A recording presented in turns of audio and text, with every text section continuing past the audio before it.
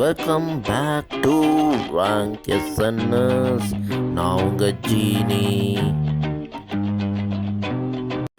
சென்னையை சேர்ந்த ஸ்டார்ட்டை பொறுத்தங்க தண்ணியை கொண்டு ஓடக்கூடிய ஒரு மோட்டரையோ இன்ஜினையோ டிசைன் பண்ணியிருக்காங்க போல இருக்குது. அது என்ன ஏதுன்ற விவரத்தை நான் அடுத்த வீடியோவில் சொல்கிறேன். இந்த வீடியோவில் நம்ம பார்க்க போகிறது அந்த டிசைன்ன்றது சாத்தியமா இல்லையா அப்படின்றது தான் இந்த வீடியோவில் பார்க்க போகிறோம். வாங்க பார்த்துடலாம். வாட்டர் பவர்டு மோட்டரோ இன்ஜினோ புதுசு ஒன்றும் கிடையாது, அது ஒரு அறுத பழசு. அதனால் இது புதுசுன்னெலாம் நினச்சிக்காதீங்க. இதெல்லாம் நம்மளுக்கு முன்னாடியே பண்ணிட்டாங்க நிறைய பேர். இப்போ நம்ம அதை வெறும் ரினிவல் மட்டும்தான் பண்ணிக்கிட்டு இருக்கோம். கரெக்டாக சொல்லணும் அப்படின்னா ஒரு 100-150 வருஷத்துக்கு முன்னாடி பண்ணிட்டாங்க. அதாவது ஃபஸ்ட்டு வேர்ல்டு வார்க்கு முன்னாடியே 1910லேயே விட்னே மோட்டார்ஸ் அப்படின்ற ஒரு கம்பெனி இந்த பர்டிகுலர் மோட்டார் சிஸ்டத்தை யூஸே பண்ணியிருந்தாங்க. அது இல்லாமல் ஒரு ஜெர்மன் சயின்டிஸ்ட்டுன்னு நினைக்கிறேன், அவர் வாட்டர் ப்ரெஷரில் ஓடக்கூடிய ஸ்டீம் இன்ஜின் மாதிரியே ஒரு இன்ஜினையே ரெடி பண்ணி வச்சுருந்தார். அது வாட்டர் ப்ரெஷரில் ஓடவும் செஞ்சுருந்தாங்க. இதில் இன்னொரு சூப்பரான விஷயம் என்னென்னா, இவங்க ஆல்மோஸ்ட்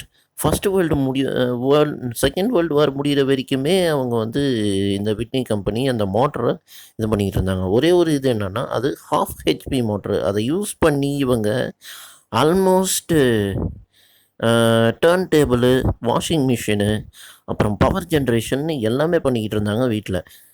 ஆனால் இதில் ஒரே ஒரு ப்ராப்ளம் என்ன ஆச்சு அப்படின்னா, செகண்ட் வேர்ல்டு வார் முடிஞ்சு பிரிட்டன் இதுவானப்போ பிரிட்டனில் என்ன கொண்டு வந்துட்டாங்க, யூகே பக்கமாக என்ன கொண்டு வந்தாங்க அப்படின்னா 30 40 PSI இருந்த அந்த பவர் வாட்டருடைய PSI ப்ரெஷர் சிஸ்டமை 10-20 PSI மட்டும்தான் வச்சுக்க முடியும் அப்படின்ற மாதிரியான இதை கொண்டு வந்தனால இதை யூஸ் பண்ணுறது கொஞ்சம் ப்ராப்ளம் ஆயிடுச்சு. ஆனாலுமே இப்போவும் கூட நம்ம ஹைட்ரஜன் இல்லை, ஹைட்ரோ எலக்ட்ரிக் பவர் பிளான்ட்டில் இதே டேகோ வீல் அப்படின்னு சொல்லக்கூடிய அந்த வீலை தான் யூஸ் பண்ணுறோம். அது எப்படி இருக்கும் அப்படின்னு பார்த்தீங்கன்னா, ஒரு கப் மாதிரி டபிள்யூ ஷேப்பில் உள்ள வெட்ஜ் மாதிரி வச்ச மாதிரி இருக்கும். அது என்ன பண்ணணும்னா, வாட்டர் 2ஆக பிரித்து 2 சைட்லேயும் ப்ரெஷரை ரிலீஸ் பண்ணுறதுனால அது என்ன ஆகும்னா, வீல் நல்லா ஃபாஸ்ட்டாக ஓடி அது ஆல்மோஸ்ட் 92% எஃபிஷியண்ட்டாக கரண்ட்டை ப்ரொடியூஸ் பண்ணுறதுக்கு உதவி செய்கிறதுனால இன்னமும் நம்ம ஹைட்ரோ எலக்ட்ரிக் பிளான்ட்லேயும் ஸ்டீம் இன்ஜின்லேயும் அதை தான் ஸ்டீம் பவர் ஜென்ரேஷன்லேயும் அதை தான் யூஸ் பண்ணிக்கிட்டு இருக்கோம்.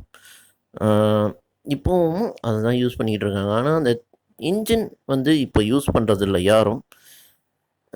இந்த மாதிரி டைப்பு இன்ஜினை எல்லாருமே யூஸ் பண்ணிக்கிட்டு தான் இருக்காங்க. இந்த விட்னின்ற கம்பெனி தான் கடைசி வரைக்குமே இது பண்ணிகிட்டு இருந்தாங்க. அதுக்கப்புறம் வேர்ல்டு வார் 2க்கு அப்புறமா அந்த கம்பெனியும் முடியாச்சு. அப்புறம் அதை பற்றி யாரும் பேசவும் இல்லை. அதுக்கப்புறம் 150 வருஷம் கழித்து இப்போ தான் நான் விஷயத்தையே கேள்விப்படுறேன். இதில் நம்ம ஸ்டீமையும் யூஸ் பண்ணி இது பண்ணலாம். ஆனால் வாட்டர்ன்றது அது ரெண்டையும் விட ரொம்ப ப்ரெஷர் ஜாஸ்தின்றதுனால இதோட எஃபிஷியன்சின்றது ரொம்பவும் அதிகமாக இருக்கும். இதுலேயும் இப்போது ரீசெண்டான்னு சொல்ல முடியாது, அது டேகோ வீலுக்கு அப்புறமா வந்திருக்கிறது ஒரு ஸ்பூனை ஒரு 30 டிகிரி சாய்ச்ச மாதிரி ஒரு டிசைனை கொண்டு வந்திருக்காங்க. அது 96% வரைக்குமே எஃபிஷியன்சி கொடுக்கும் அப்படின்ற மாதிரி இருக்குது.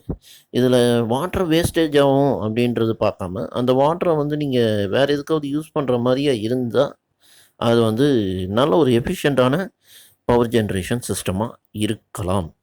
இவங்க எந்த டைப்பில் டிசைன் பண்ணியிருக்காங்க அப்படின்றது தெரியல. அதை பற்றி ரிசர்ச் போயிட்டுருக்கு. அது நான் தெரிஞ்சால் நான் உங்கள் எல்லாருக்கும் கொடுக்குறேன். இந்த வீடியோ இதோட முடிச்சுக்குவோம். டாட்டா, பை பை. உங்கள்கிட்டேருந்து